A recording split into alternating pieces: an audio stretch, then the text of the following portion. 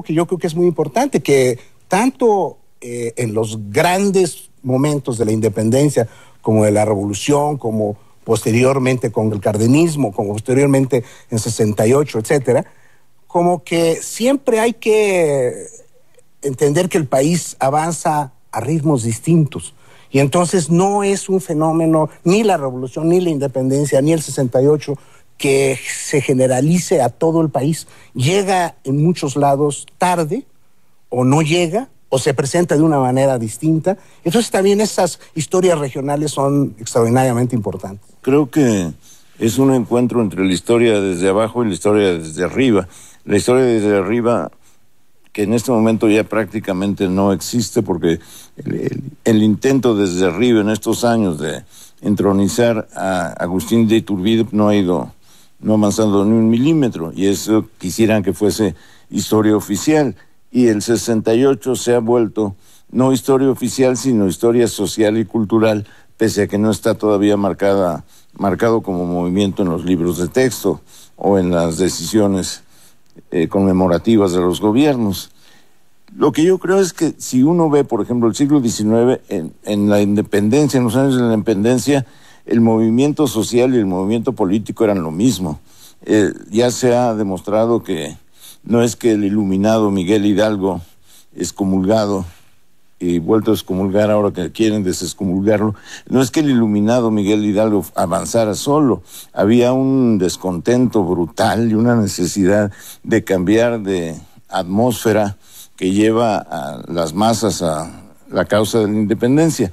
Pero donde yo advierto ya el movimiento social es en el periodo de la Reforma, porque no se puede concebir el avance de los liberales sin que haya antes una deliberación. Hay un salto ideológico, desde luego, porque durante la independencia era inconcebible que se cuestionara el poder de la Iglesia. Eso lo dice Morelos, y eso está en la primera Constitución, etcétera.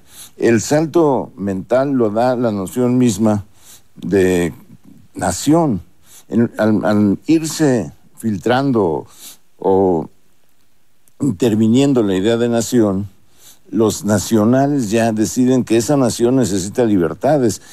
La Reforma es, ante todo, en principio, un movimiento social en la medida en que es una reclamación de libertades que exige un sector, y que no es un sector aislado que consigue las tropas que derrotarán a los conservadores y después a Maximiliano.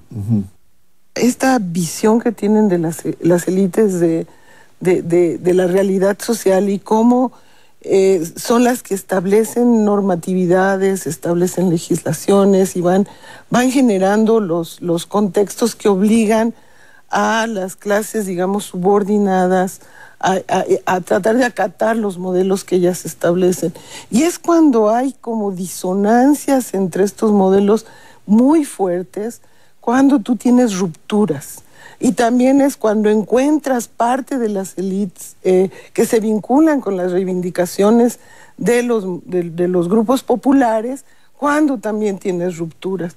Y yo digo, a finales del siglo XIX, todo el tema de la tierra y esta terrible concentración de la tierra que tenía la Iglesia Católica particularmente, y que está frenando también el desarrollo del país, que es un intento por tratar de poner la tierra en el juego ya del desarrollo del país como riqueza compartida para crecer, para desarrollar un modelo capitalista de mercado, que fue esencialmente estas reformas a la tenencia de la tierra, que luego se vinculan con las reivindicaciones del movimiento campesino, que dice que quiere acceder a la tierra. Entonces ahí me parece que hay un encuentro a través de estas élites del norte del país, por ejemplo, con el movimiento campesino, que dice, nosotros queremos acceder a la tierra, y entonces le quitamos a la iglesia, distribuimos,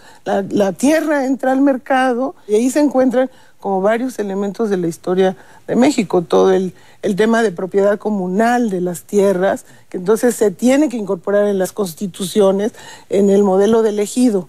Entonces se van como integrando elementos los grupos de élite con las reivindicaciones del movimiento campesino en este caso, ¿no?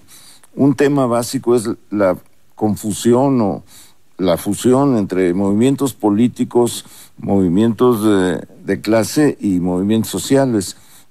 Pueden ir de un lado a otro. El movimiento político se caracteriza, supongo, por el poder. El que tiene el poder o el que busca el poder es lo que marca lo político. Y el movimiento social, voy a usar un anacronismo que me es útil en este momento, se caracteriza por el empoderamiento. Las masas se empoderan en el ejército liberal, las masas se empoderan en los ejércitos revolucionarios, en 1914 con el movimiento obrero, etcétera, etcétera. No hay tal cosa como un movimiento político aislado y un movimiento social aislado. Se van confundiendo y lo que queda al final, que ese es el triunfo de la desigualdad, pero no tanto para decir que todo ha sido en vano o para repetir como el historiador Vicente Fox que el siglo XX fue un siglo perdido para México. Respeto sus facultades de historiador, pero la frase me parece absolutamente inconcebible. En todo ese tiempo la gente vive, se desarrolla, tiene ambiciones, consigue que los hijos entran a la universidad, consigue los hijos que entran a la universidad van generando su propio espacio de ambiciones y desarrollo. Hay una memoria aturdida, si tú quieres. Hay una memoria aturdida, a veces desvaída, muy rencorosa con frecuencia, pero cuando se hacen encuestas entre obreros, que si ustedes quieren que sus hijos sean obreros, la respuesta mayoritaria es no queremos. Y ahí está la memoria de la explotación que se revela y que explota en la idea de que los hijos deben mejorar, con lo cual están crucificando su propia experiencia, pero al mismo tiempo abriéndole a los hijos, a los que siguen, la puerta del ascenso. El problema es cuando esa memoria se detiene ante la imposibilidad del ascenso y ya lo que los padres quieren, los obreros quieren, es que sus hijos tengan algún trabajo, de obrero o no. Ya hay brotes de rebeldía que más que eso son configuraciones del empoderamiento. Las muchachas que protestan frente a las cámaras locales por la penalización, la criminalización del aborto están representando un movimiento social. Y están inspiradas, lo sepan o no, por el feminismo. Y por Juárez, y por el liberalismo mexicano. Por Juárez y su grupo hacen lo increíble, introducir la noción de libertades individuales y las libertades sociales, compaginarlas o conjuntarlas y hacer de eso ya un legado indestructible. Y luego, Carlos, tú empiezas tus crónicas de la sociedad que se organiza y tomas el 85. Sí. Y también el movimiento urbano y popular y el sismo y la autoorganización ciudadana, da la impresión de que lo planteas aquí sí, ya no como la continuidad del movimiento social de los 70, sino como un nuevo tipo de movimiento.